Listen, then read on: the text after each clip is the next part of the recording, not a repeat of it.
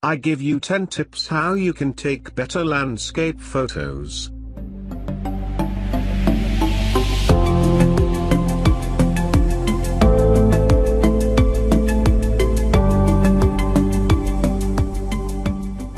Let's explore some of the easiest, yet most impactful landscape photography tips.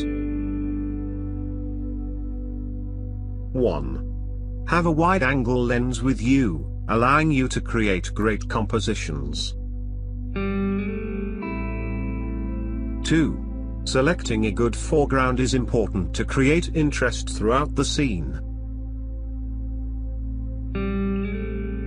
3. Try aerial landscapes to create dramatic shots and explore angles that haven't been overdone. 4. Research and find new locations to shoot in. Or, go back to your old favorites to try out new light. 5.